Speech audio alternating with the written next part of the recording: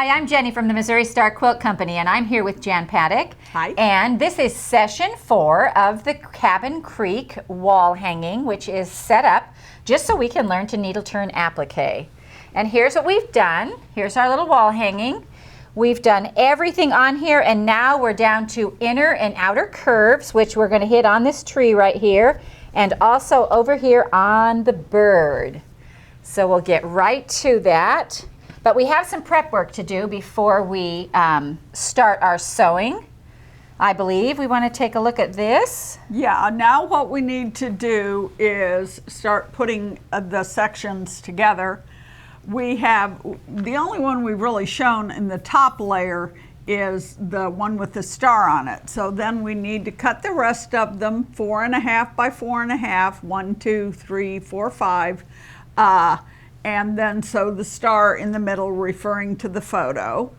Then we need to cut our 2 side borders and our bottom border. Then we need to take our 2 units we've already used, the one with the house and the one with the flower and the stems and leaves. We sew them together.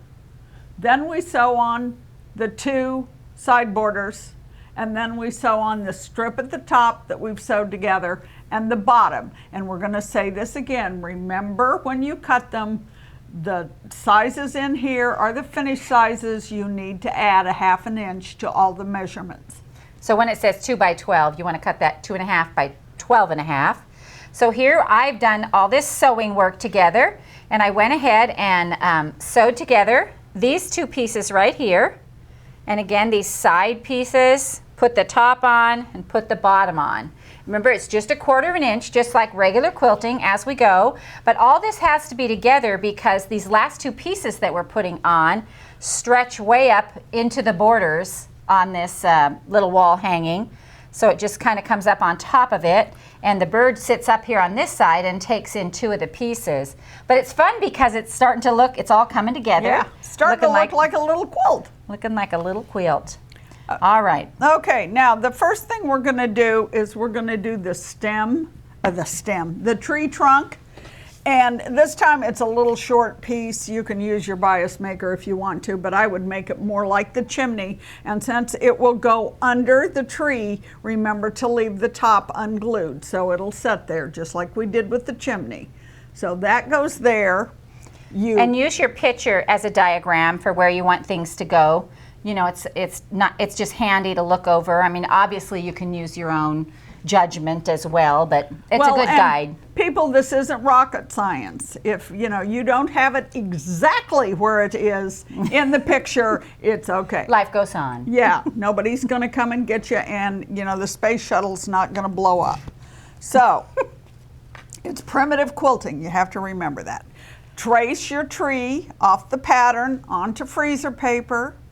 Iron it to the top of your piece of fabric. Use your sandpaper board and trace around it. Now we need to do quite a bit of clipping on these curves. So what we need to do here, I find it easier to do the clipping if you leave the freezer paper on. You can take it off if you want to, or if it starts coming off, that's okay. But it's just easier, see, it's starting to do that. Well, you can repress that too, yeah, and it'll attach. In fact, is that hot? Yeah, it's nice and hot. And remember on this, if you've forgotten how to do the freezer paper transfer, anything like that, all of that is covered in the first session. So you can go back and use that as a reference for you as you go along. Plus, freezer paper applique instructions come with every pattern I do. Now that we have the freezer paper on here, we're going to clip the curve. And this is a long, gentle curve, so we need to clip it along all the edges like this, about where it starts curving. When we go on these inner curves here, you clip into, and she's just clipping to the pencil line. Don't go beyond that pencil line. Clip to the thing there in the middle, and then 1 on each side. Because the fabric needs to curve, it doesn't need to come to a V point. So you need 3 slits, so it will curve. So we do that on all of these. You go up to the middle. All your inner curves is where you want to clip. Yeah. and you go to here. And we'll just do this one side because we're not going to be able to sew the whole thing on while we're doing this. But that's where you need to do it. On your bird, you would do the same thing. And he's really got a lot more curves than it looks like he has. On this, you go up to here and then you go to the side and the side. You're going to have to do his tail. That's a fun little point you're going to have fun with, but you know how to do points. And be careful on this little curve cutting. It's so important to do this because it really helps your curve and your fabric lay nicer, but you don't want to have an oops moment at this stage of the game. That's why it's really much easier, and that's why I'm doing it with the paper still on and I'm doing it here.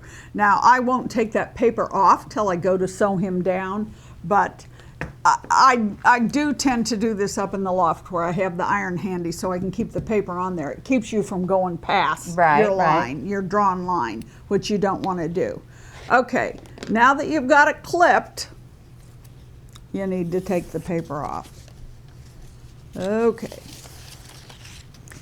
Now, the first thing we need to know, and we're going to pull this back, what did we do with our tree trunk? We lost him. No, he's here somewhere. Yeah, you find him and I'll start basting. We're going to baste this under. There he is, because we've got to find out where it goes on there. So this is the only basting we do in this, but since this overlaps with the other, put your knot on top so you can pull it off when you're through. And this is at the very bottom of the tree where the trunk, where you're going to put the trunk. So we'll just baste this under right here so we'll know exactly where it will go in relation to there. Now I always get knots in these silly things. There.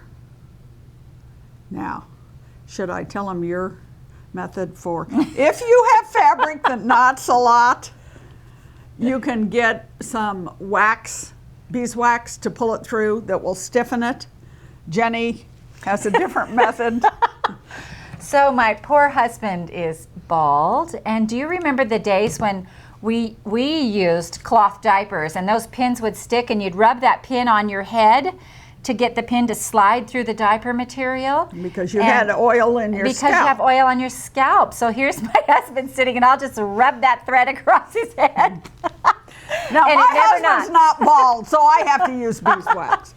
It works great for me, though, I'm telling you. My poor husband, now he's forever known for his bald head. Now, let me see. We need the picture. Well, it does go up that trunk a little bit. That one, yeah, it goes about to the bottom. Let's get this over so I know what I'm doing. I love, though, how her applique will, go over the borders and over the edges. I just think that is really fun. You know, somebody said something to me about that once, and, I think it's because I kind of figure my life does that. Yeah, you don't live in the box. It goes over the edges all the time. It's true. So I can't get things to line up neatly and fit properly, so that's kind of the way I do my quilts, because my quilts tend to be a reflection of what's going on in my life. And you notice there's no children in this quilt. Yeah, that's odd. Rare. Okay, now we're just going to put a few pins here to anchor this, or you can put dots of glue if you'd rather use glue. And I tend to put and see, this is why I like those silk pins. They're long enough that I can handle them. My fingers don't get cramped when I'm using them, and they just glide through the fabric. They are very smooth. Okay, now we're going to start where the trunk is. And this will be our first inner curve. Oh, just a minute. I need my thimble. Okay. And once again, you just go under, and I usually start just the other side of the tree trunk so I catch it. Go under the fabric And she's using the green thread because the green will blend with the tree. We use the thread that's the color of our applique piece. Not the background. And about this time, I take that out and stick it in there. I have a really hard time using a thimble. Jan loves the thimble. I kind of have a... You must have I have a callus on my finger. yeah, iron thumb or something. Well, if I put a thimble on my finger, that finger tends to stick straight up in the air. I don't know what it is with me and thimbles. Well, you know, the thing is, everybody has their own way of doing things. That's and right. You have to find the way that's comfortable for you. And I really want to reiterate that in all of this. Needle turn applique, to me, is supposed to be relaxing. It's supposed to be enjoyable. You need to find the way that fits you. These are just some ways that Jenny and I have found over the years that work for us. If something doesn't fit you, you know, she doesn't use a thimble, I really Right. need a thimble, you do it your way. There is no right And there are way. lots of different ways to do applique as well. Okay, now we're coming to, and this is funny. Most people have trouble with inside curves. Jenny has trouble with outside curves. I do. You know, she can't. I did a great quilt one time that Jan made called Christmas 101. And it has these camels, you know, that have humps on them. And I finally went to Jan. I'm like, my camels have pointed humps. I can't remember how to get these humps right. We'll show it to you after when we show you the quilts that use these methods. One way to make this curve smoother is to trim it, but don't trim it till now. You know, you can always, fabric frays, you can always take fabric off, you can't put it back on. If you trim it too close when you're cutting it out and it frays, well, then you're just going to have to make your tree come in a little and that won't kill it, but it's easier if you do. Okay, just turn it under and then if it's not smooth, if you get a point, which is what she has trouble with, put your needle under there and pull it out until it goes on the line. That's why that stitching line is so important, why you use your sandpaper board, and why you cut your pattern out exactly the way it is on the sheet. Now, I don't know if you've ever found this, Jan, but some days I actually applique better than other days. Well, I think so. It just depends. Do you have that? Yeah. And if I'm really struggling with a certain part, I will baste it. You know, Yeah. I'll baste it down if I'm... There's nothing wrong with basting Okay, good. needle term applique. I do a whole lot of it. But now, see, right now, that's what she's talking about. There's a point that came up. Okay, just take your needle and stick it under. There we go. Needle can pull things out. It can push things in. Just take your needle and put it underneath your fabric and push it and pull it till it looks like the line does. Great tip. Why it's called needle turn applique. Now we're kind of, and you make real small stitches real close together going around the problem areas, and the outside curve is a problem area. So make sure your stitches are close together. Not a problem. A challenging area. All right, we got that down. Okay, and then you go back and you just make your stitch because you're just following your line. You get around that curve and you kind of go, Yeah. and then you There, start I zooming did up the that. other side. Okay, we've got that clipped up there. One of the things we will do now is go clear up there, take our needle And sweep it. and sweep it and turn it down along the line and then bring our thumb down to hold it in place. But if you get it under clear up, even though part of it may come back out, you hold the line. The line under there has already been established.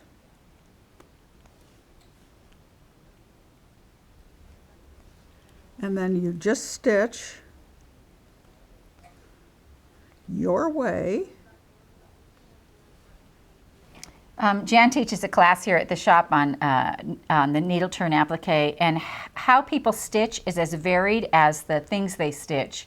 You know, she teaches them this way, and they do it, but some of their little stitches are close, some of them are, you know, further apart. It's fascinating to me how everybody takes things and makes them their own. And the only time I have trouble helping somebody if they're having trouble is when they're left-handed, which you are, Which aren't I am. you? Yeah, I go Jenny is. exactly how Jan's doing it. I go exactly the other direction, and so you know, she'll look at what I'm doing and she'll be like, "Well, you're holding it wrong. Well, you're going backwards." And I'm like, "No. If I No, put this that's needle in the right, other yeah. hand, nothing's happening." Nothing goes, but the principles are the same. Okay, now we're moving up to where we're going to pull that under. I'm going to stick that in and hold it for a second because I'm going to take this out.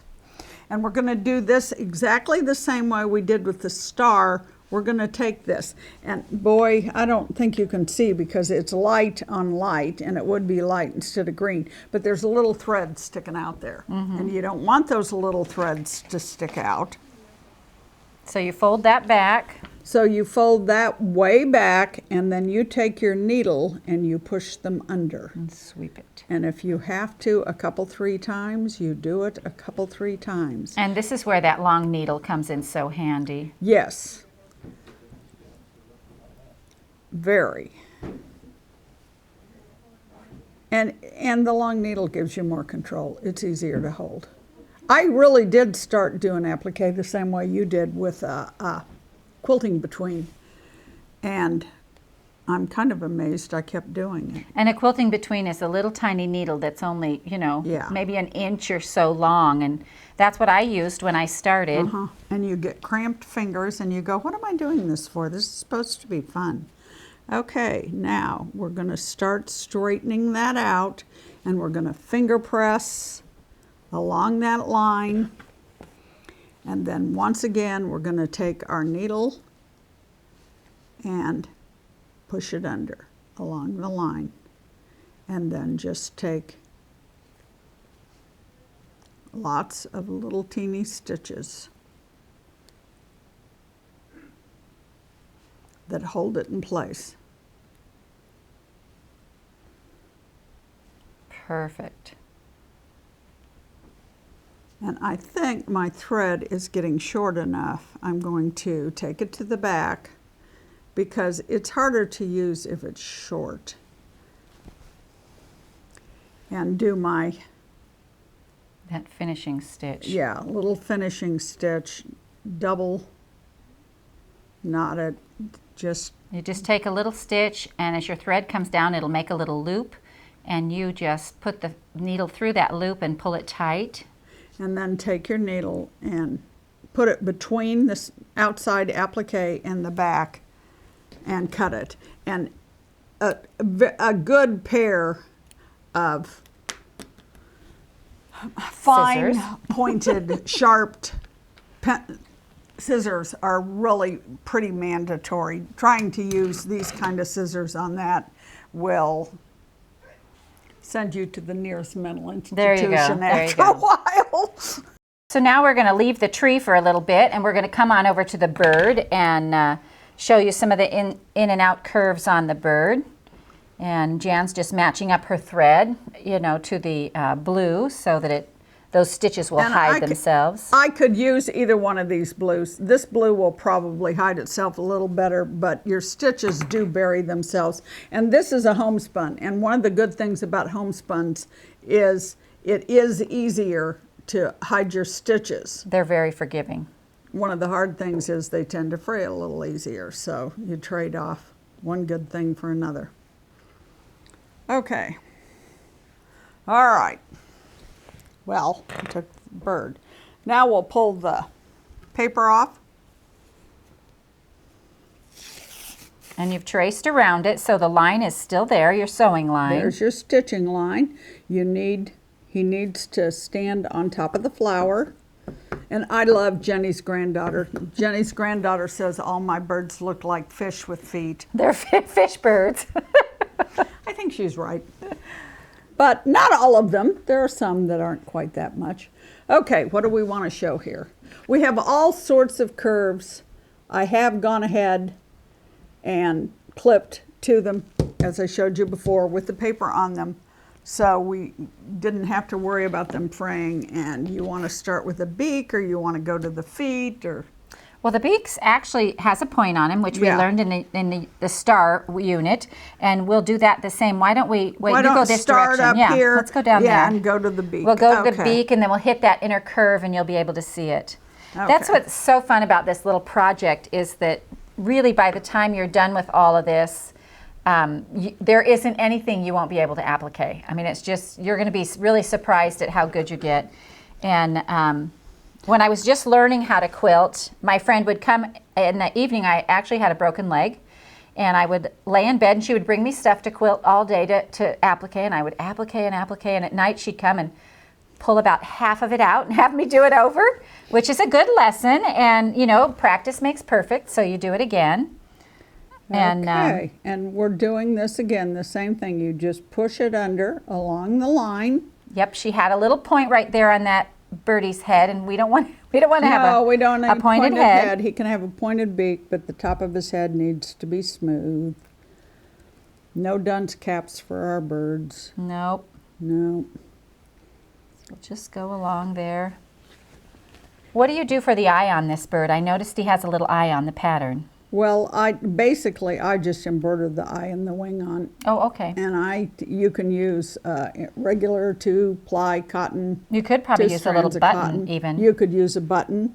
You could make a very small circle. A It's up to very you. small circle. Well, no smaller than the ones that were on that snowman basket, really. You know, when I make circles too, I use anything you can iron on. So I've used money, you know, if I want a circle the size of a quarter, or, you know, a penny or whatever, or a washer, anything that you can lay that iron on and press it. Okay, I will show you something before we get through here that is a great way to make circles that I didn't show you in the circle one, but you know, since you brought it up, I thought of it. We'll do that. Okay, now we're going down here. We're getting close to the beak. And we're getting close to the beak. And the beak is another challenging area. Challenges are our friends, though. Enjoy. Well, over the years when I do this, you know, when you do those points, you trim little snippets back. On the table in between Pep and my chairs, there's usually a little pile of clipped stuff. Okay, now we're to the point. There we go. And we make our double stitch at the point. Right there, stay stitched to hold it in place. I put that there. What did I do with my scissors? Here they are. Fold this back, trim that away, and trim that, because you've got to get rid of, well, I didn't get it, did I got it. All right, now we're going to pick this up. You put your finger under here. You take your thimble off so you can do it. Fold it straight across, pushing against your finger under there. Now, fold it under, pushing against your finger under there. At this point, doing points, your fingers are as important as your needle. Then put your thumb to hold it down and start stitching again.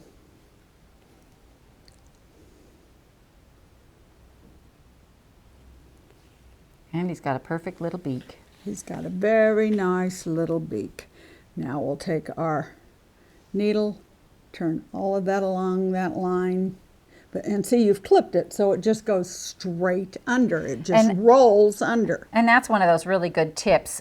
When I first started needle turning, I would just do that very little bit that was coming up next, and Jan showed me how to sweep that under there long, and that really makes a big deal. It doesn't always stay in there perfectly, but but every time you do it, it sets it. Yeah, it like has a little memory that's where it's supposed to go. That's where it's supposed to go.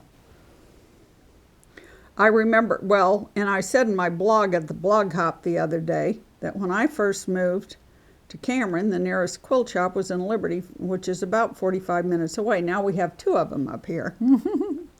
But what I would do, I remember one time somebody saying something about, oh, I pieced my backgrounds for the artistic effect. No, I pieced them because I cut them wrong. And I did not want to take a day to drive to Kansas City or to Liberty and back. And so I sewed them together and cut them again, you know. Well, we're back down to the bottom of the bird That's how feet. you get pieced backgrounds like the one that's right here. Well, I thought it was for artistic. They're beautiful. No, now you know. Well, now it is. Now it is. But it wasn't originally.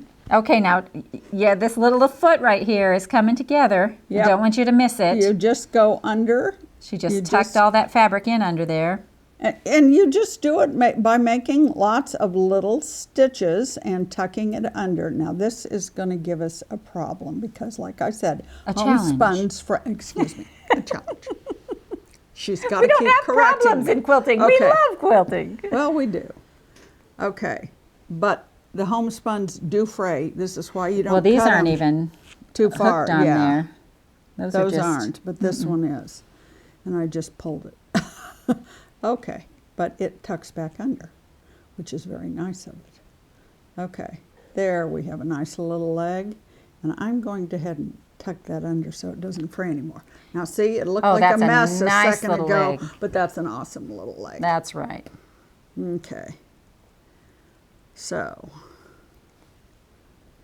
up we go. So now you know how to do inside and outside curves. That's inside and outside curves. We'll continue going on around, and this will be all finished up and perfect, and your wall hanging will be finished. So we want to show you some examples of inside and outside curves that we've done. One is on this quilt right here behind us, and the tulips are a great example of inside and outside curves. And these, anytime you do, you know, any kind of thing that has a curve on it, it shows a great. Yeah, you have the beef-kept doors, you have the tulips, you have, well, of course, we all know the stars are inside and outside coins. Yes, and I have some more over here. Let me grab these for you. This is the, what's the name of, This well, is what's Santa the Claus name of Lane. this one first? Oh, yeah, this is Tulips? tulips and Leaves. Tulips and tulips and leaves and tulips and leaves and stars and bees. That's it. Tulips and leaves and stars and bees. That's the name of the pattern. Well, and this you know, pattern is called Santa Claus Lane. Santa Claus Lane. And the reason we're showing you that is here we have some really fine inside and outside curves. This has little teeny things And on it. here's the moon. Yeah, he's got an inside and outside curve. And of course the angel's wings. Yep. Here's the oval where we use the circle. Okay. Okay, so we've got that. Santa Claus Lane. This is the one I did with the pointy yes. humpback camels. This is called Christmas 101. I loved this. And there's no pointed, no he dunce looks great. camels. Yeah. So that, you know, it just had all these little curves, and I was like, I just can't make this look right. And Isn't the it same adorable? thing with the sheep. A lady actually Same wrote thing with Jan the wings. and asked her where was Joseph, that she needed to add Joseph to it, and Jan said Joseph was taking the picture. No, my husband said that. Oh, that's good. My husband said, when I said somebody wrote me a letter and wanted to know where Joseph was, and Pep said, who did she think was taking the picture? That's right, Joseph took the picture. So anyway, you got the wise men, you got the camels, you've got all the those sheep. inside and outside curves. So now you know Birds. everything that you need to know to do any kind of applique anywhere. And we hope you've enjoyed this entire series from the Missouri Star Quilt Company. Thank you.